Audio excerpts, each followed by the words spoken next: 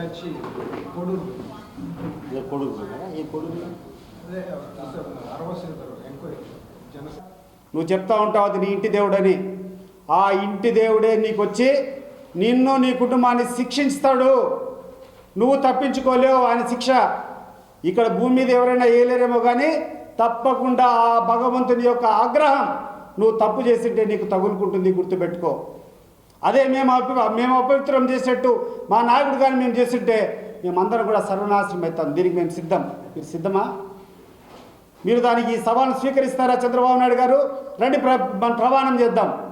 తిరుపతికి పోయి ప్రమాణం చేద్దాం. ఆ లడ్డు మీద మా పార్టీ నాయకులు కానీ మేము కానీ ఎటువంటి కలుషితం చేయాలనే ప్రయత్నం చేస్తే మేము సర్వనాశనం అవుతాం. మేము రెడీ. కానీ ఆ లడ్డులో ఎటువంటి కలుషితం జరగకపోయినా కూడా దాన్ని రాజకీయంగా మీరు వాడుకొని ప్రజల మనోభావాలు, ముఖ్యంగా హిందువుల మనోభావాలు దెబ్బతీసేటువంటి దానికి మీరు కారకులైతే మాత్రం మీరు 100% శిక్షకు అర్హులవుతారని చెప్పి నేను సందర్భంగా చెప్తున్నాను. ఈ రాష్ట్రానికి ప్రాణాధారమైనటువంటి ప్రాజెక్టు ఈరోజు ఆగిపోయింటే దాన్ని పక్క రాష్ట్ర ముఖ్యమంత్రి నా యొక్క జోక్యం వల్ల, నేను చెప్పడం వల్ల ఆ రాష్ట్ర ముఖ్యమంత్రి ఆపినాడని చెప్పిన తర్వాత దాన్ని నువ్వు ఆమోదించినావో లేకపోతే దాన్ని వ్యతిరేకించినావో ఖండించినావో ఏదో ఒకటి మేము ఎక్స్పెక్ట్ చేశాం. ఇంతవరకు ఒక్కరోజు కూడా ఈ ముఖ్యమంత్రి దీని గురించి మాట్లాడలేదు. పైపెట్టు అవసరం రాయలసీమ ఎత్తిపోతల పథకం అనేది అవసరమే లేదని మాట్లాడుతున్నాడు. నేను అడుగుతున్నాను ఈ యొక్క తెలుగుదేశం పార్టీ ప్రభుత్వాన్ని, ఇక్కడ కూటమి పెద్దలంతా దయచేసి మీరు నిపుణులు ఎవరైనా రండి, మేము అడిగేటువంటి ప్రశ్నలు మీరు చెప్పండి. ఒకసారి 50,000 క్యూసెక్లో 60,000 క్యూసెక్లో ఆ కృష్ణానదిలో వస్తాయి అంటే దాదాపు 5,000 క్యూసెక్లో 6,000 క్యూసెక్లో నీళ్ళు వస్తాయి. వచ్చినట్టు వాళ్ళకు ఉండేటువంటి వాళ్ళ యొక్క లిఫ్ట్ స్కీమ్స్లో పంప్ చేసేదానికి 6 టీఎంసీలు ఈ రోజుకు 6 వాళ్ళు ఎత్తిపోసుకునే దానికి అవకాశం ఉంటుంది. ఈ నీళ్లు 840 అడుగులకు పైన చేరేది ఎప్పుడు, 880 అడుగులకు చేరేది ఎప్పుడు, మా రాయలసీమకు నీళ్ళు వచ్చేది ఎప్పుడు? చంద్రబాబు నాయుడు గారు, ఈ రాష్ట్ర ప్రభుత్వాన్ని పాలించేటువంటి నాయకులకు చెప్తున్నాను, దయచేసి ప్రజా సమస్యల పైన మీ యొక్క కాన్సన్ట్రేషన్ పెట్టండి. మీ యొక్క చూపు ప్రజలకు మీరు ఇచ్చినటువంటి హామీలను అమలు చేసేదానికి పెట్టండి. అంతే తప్పితే ప్రజాస్వామ్యంలో మాలాంటి వాళ్ళ మీద దాడి చేస్తే ఏమొస్తుందయ్యా నీకు? ప్రజలు ఏమన్నా ఎర్రోలు అనుకుంటాండవా?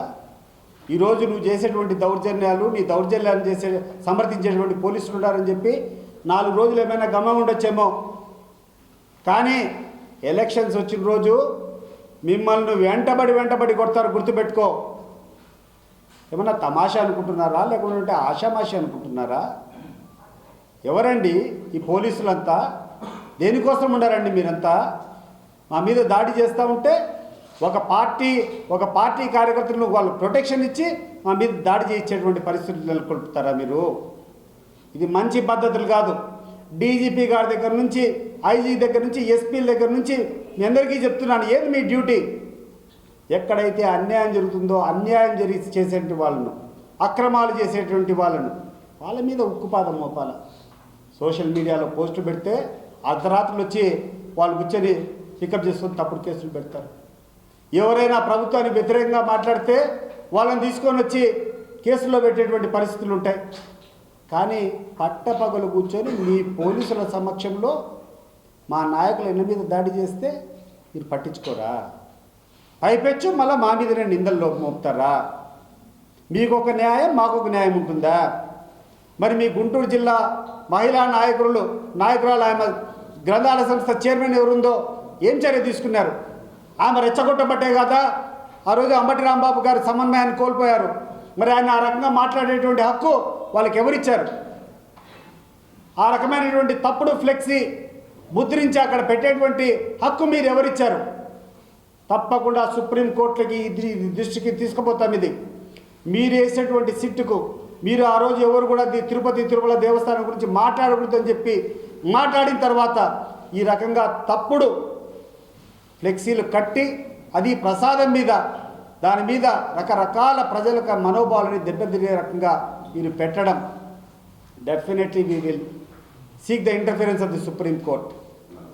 మీకు ఎన్ని అవకాశాలు ఇచ్చినా ఈ అవకాశాలన్నింటినీ ప్రజలకు ఉపయోగించేదానికి బదులు మీ వైఫల్యాలన్నింటినీ కూడా బయటపడతాయి, అవి బయటపడకూడదని చెప్పి ఒక చిన్న గీత మీద పెద్ద గీత రాస్తాను ప్రజలను డైవర్ట్ చేయడానికి. ఎన్ని రోజులు సాగుతాయి మీ డైవర్షన్ పాలిటిక్స్? అది చీప్ పాలిటిక్స్.